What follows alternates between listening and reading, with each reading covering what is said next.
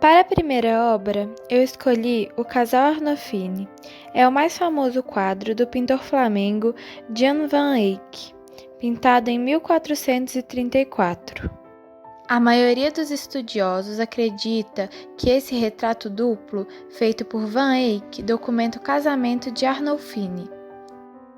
É um fato a se evidenciar a revolução que acontecia na arte flamenga, em paralelo às inovações artísticas na Itália.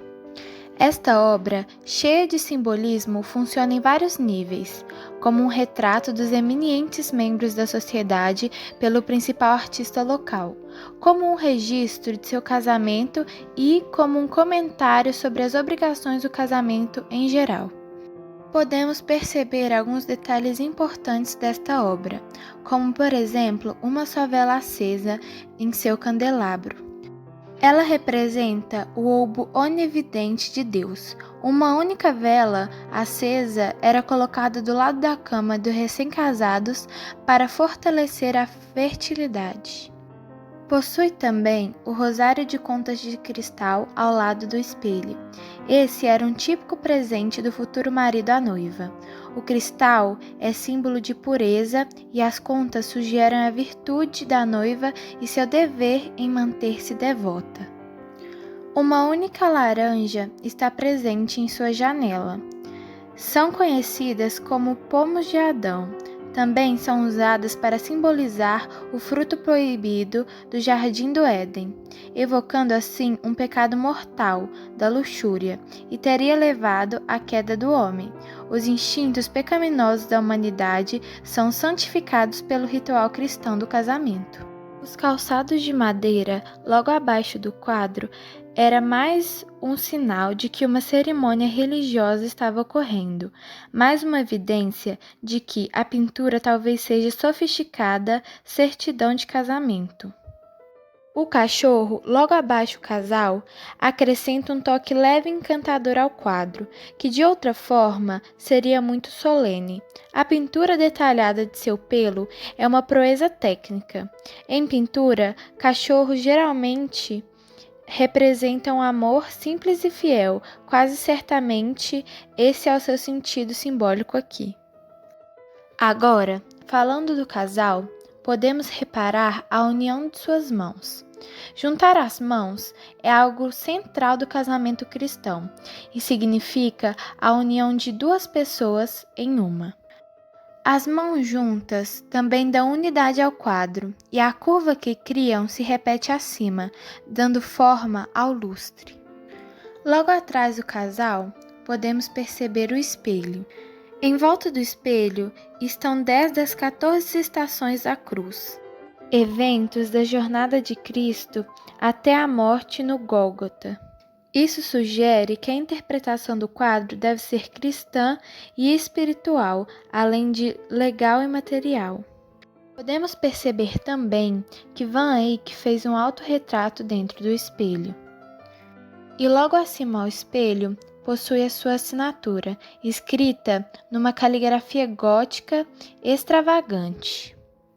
A cama, ao lado do casal, possui um significado simbólico, em especial em casas reais ou da nobreza, em que a continuidade da linhagem era importante. A cama representa o lugar em que entramos no mundo ao nascer e saímos dele ao morrer.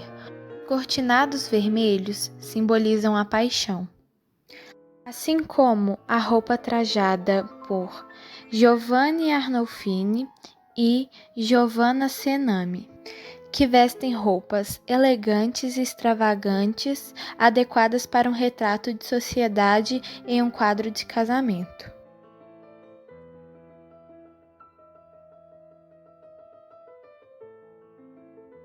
A próxima obra a ser analisada é A Ceia em Emaús, de Caravaggio.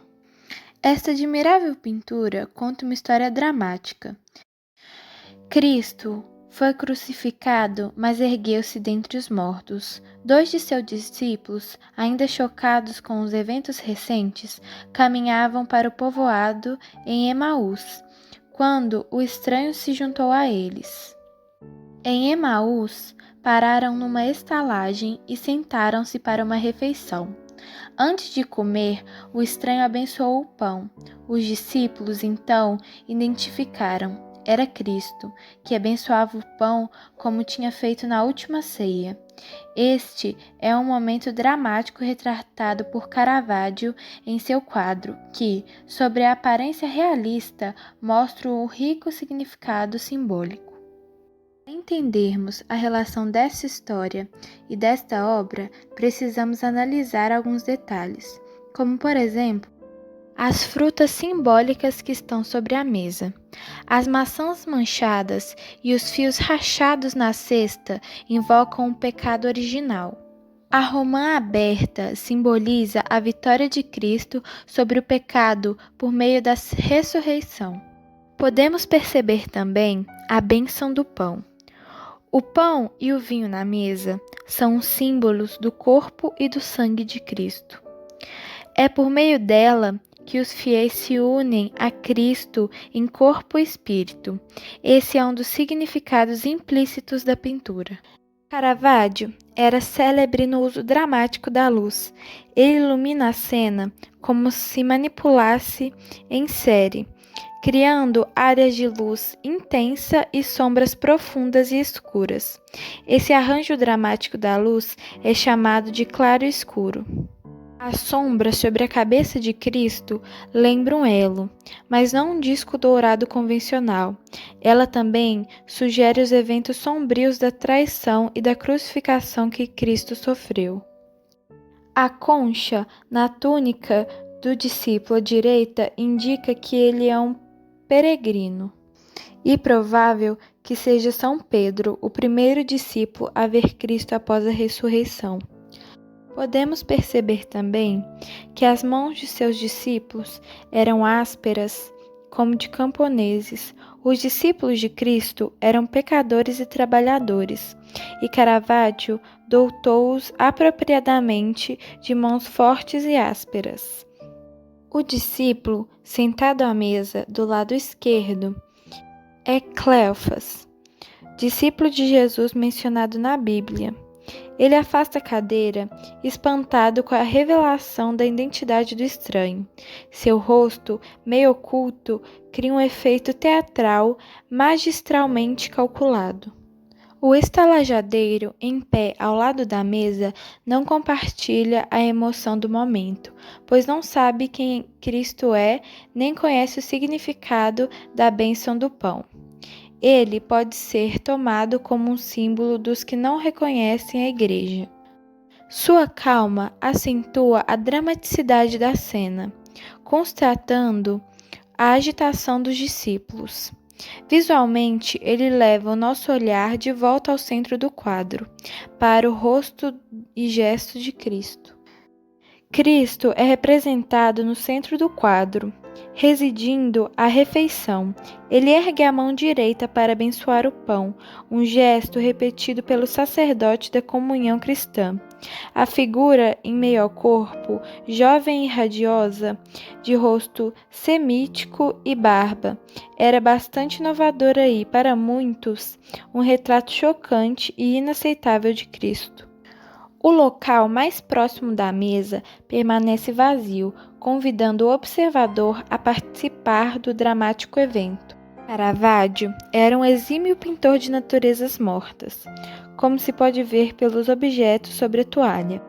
A cesta, em posição tão instável na borda da mesa, é um exemplo de virtuosismo e esforço que Caravaggio apresentava em seu quadro.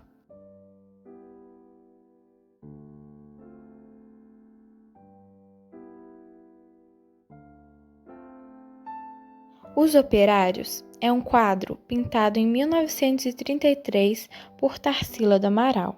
Representa o processo de industrialização do estado de São Paulo e o imenso número de variedades étnicas das pessoas vindas de todas as partes do Brasil para trabalhar nas fábricas. Alguns detalhes de extrema importância para sua história são os rostos sobrepostos, onde, no quadro, os operários são representados com rostos sobrepostos, o que remete à massificação do trabalho e às condições precárias de vida nas cidades. Diversas etnias aparecem na obra, fazendo a menção à migração de diferentes locais do Brasil e do mundo para grandes metrópoles. As expressões cansadas dos operários representados passa ao espectador a sensação de tristeza, indiferença e cansaço. Esses sentimentos representam as péssimas condições de trabalho às quais os migrantes estavam submetidos, assim como remetem à falta de perspectiva que predominava no contexto de opressão da era Vargas. Os detalhes atrás dos rostos, como os prédios, representavam as grandes cidades, nas quais os migrantes iam para melhores condições de vida e trabalho, assim como os dutos que soltam fumaça no quadro, que representam a era da industrialização. Assim, finalizamos com esta obra de Tarsila do Amaral.